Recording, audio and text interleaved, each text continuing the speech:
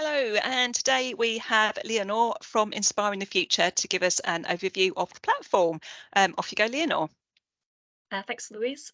Just to introduce myself, my name's Leonore. I'm Senior Coordinator for Inspiring the Future. So I'm essentially the main point of contact for teachers and careers leaders in using Inspiring the Future. So I'm just going to share my screen quickly. Excellent.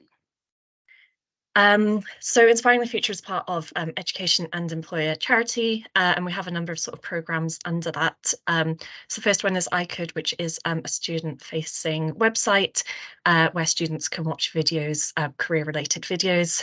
We also have Inspiring Governance as well, connecting schools to governors.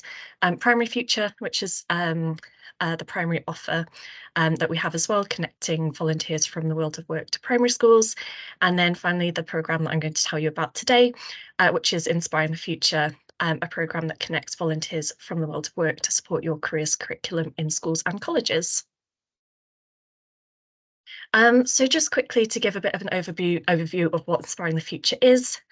We're a completely free self-service network for all state school and college staff. So as long as you're directly employed by a school or college, you qualify for a free account with us. We can help you in meeting Gatsby benchmarks 3 to 7, and this is just due to the range of different activity types that we have on offer, which I will go through in a little bit more detail shortly. So you're able to plan multiple in-person or virtual encounters with exciting workplace volunteers. There's no limit to the number of activities that you can have up on the system with us. And like I said, we do have a really great range of different activity types. And finally, an account with us gives you access to our range of accompanying pre-recorded resources. So we have a suite of Key Stage 3, Key Stage 4 and Post-16 resources, which I'll show you in a bit, as well as some resource guides as well to give you some ideas and inspirations and also to help you navigate the Inspiring the Future platform. So this is just a taster of some of the activity types that you're able to create and set up on the system. So we have volunteers that have signed up for activities such as mock interviews, for mentoring, sector-themed careers talks, for careers insights, as well as a few out-of-school activities such as work experience and job shadowing as well. So I'm going to do a quick platform demonstration just to show you what an Inspiring the Future account would look like. So I've just shared my screen from a teacher-facing account. And the first thing that I will point out to you is the suite of instant access pre-recorded resources that we have as well. So we have a number of Key Stage 3 and Key Stage 4 resources here, as well as Post-16. We see these very much used often in PHSE lessons. They're very flexibly used and easily embedded, and they're very much there to support live or in-person encounters and can fit in really well with theme days. So such as Inspiring Women's Careers Chats works really well for International Women's Day, and Careers in Sustainability for World Earth Day, for example. Really easy to request. They're all around 20 to 30-minute videos with optional pause points for class discussion. You fill out this form, and when you click next, you're sent an automated email with a link to an unlisted YouTube video, so you're able to watch that and share it amongst any colleagues that you think might find it useful. So as I said, these resources are very much here to support live or in-person encounters, but our main offer is creating your own bespoke activity to suit your needs and the needs of your students as well. So you do this by going to create a new activity. And then this takes you to our range of different activity types.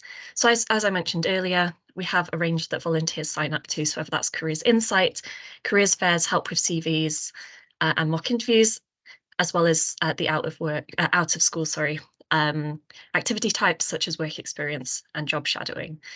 So what you do is select the activity type that most closely aligns with the encounter that you're trying to plan, put in the activity name, and the number of Inspiring the Future volunteers that you're looking to connect with, whether it's going to be in-person, virtual or hybrid on single or multiple days. You then click next. A little bit more information here. So the activity start date, how many hours you need the volunteer for, and how many young people are going to be taking part. Lastly, in this section, you just can enter the ages of the students. So if you do have multiple year groups attending the activity, you can indicate that here. So we have a final step here, which is the description. And this is really important because this goes out to volunteers, and feedback that we get from volunteers is the more information you're able to put in here, the more likely they are to accept an activity. So we have a tutorial mode here if you do want any hints or tips on what to add, but putting an aim, why this activity type is important for your students and what they're going to get out of it. Saying a little bit more about your students. So if you do have any SEND students, if there's anything our volunteers can do to adapt whatever they're doing to best suit the needs of your students. A bit about activity details. So if a volunteer is doing a presentation, how long you'd like them to present for, if you want time for questions afterwards, if you want them to create a PowerPoint, if you want them to bring anything along, just letting the volunteers know that information there. Where and when, just confirming date, time and location as well. Once you've filled all of this out, you click Let's Search for Volunteers, and this will take you to a map that's directly linked to your activity. So it'll apply all the previous filters that you've added in the previous two sections. It won't let me do this today, as I haven't filled this out, so I'm just going to take you to the generic map. It always goes into your local geographical location, so it will create a radius of volunteers around where your school is based. So for this school, it's a radius of 3 miles. We have two views, so we have map view and we also have list view. I personally just find list view a little bit easier to use as you're able to see information on the volunteer at a first glance. So within the 3 mile radius of this school, there's around 78 volunteers, which is a really good number to have within that space. You can then increase the radius, so this varies from sort of geographical areas, but for this school you can increase up to 25 miles. Obviously this is then dependent on how far a volunteer is willing or able to travel, but I'll just do a quick 5 mile search. And within 5 miles there's around 102 volunteers, which is a really great number to have. So if you're wanting to find out a little bit more information on the volunteer, you can click View Profile and look at the information that the volunteer supplied. You can then add them to Shortlist, which starts to just create a little shortlist up here. Once you've got enough volunteers in your shortlist, and we do recommend sending around 4 times the number of required volunteers, just due to what we see in terms of volunteer acceptance rates and general availability. But once you have enough volunteers in your shortlist, you're able to click View Shortlist, and you're able to review the shortlist and send out an invite to all of these volunteers. They get an email from us saying this teacher's invited you to an activity, and from their end, they can either accept or decline the activity. We then do have a number of filters to help you search for volunteers.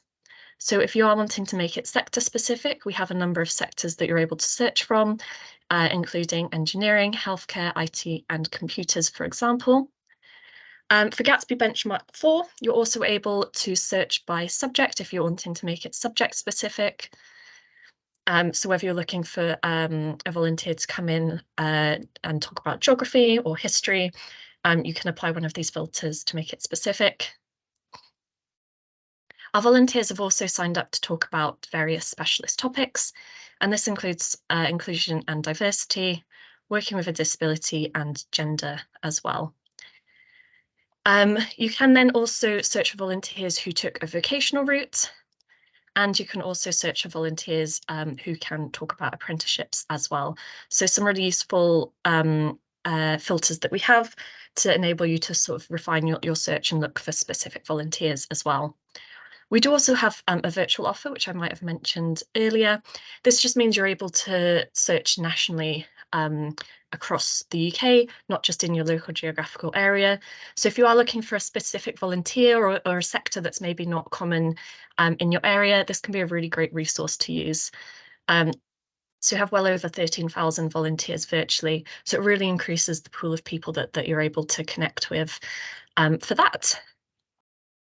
So the last thing that I'm going to show you, as I mentioned earlier, were the how-to guides. So we have a number of guides just to help you in using Inspiring the Future, and also just for ideas and inspirations. So we have a number of activity guides such as speed networking and mock interviews. We have some guides on meeting the Gatsby benchmarks as well, and one specifically on meeting Gatsby benchmark 4. We have some guides in helping you create your activity as well.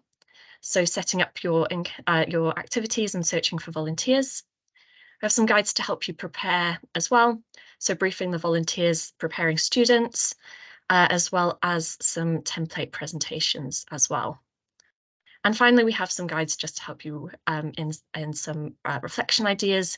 So some planning activity ideas for students, as well as some really simple ways to thank volunteers as well. So that's very much a whistle-stop tour of our platform. And I'll just go back to the PowerPoint. So what's next? So as I mentioned, we're a completely free account for teachers and careers leaders in schools.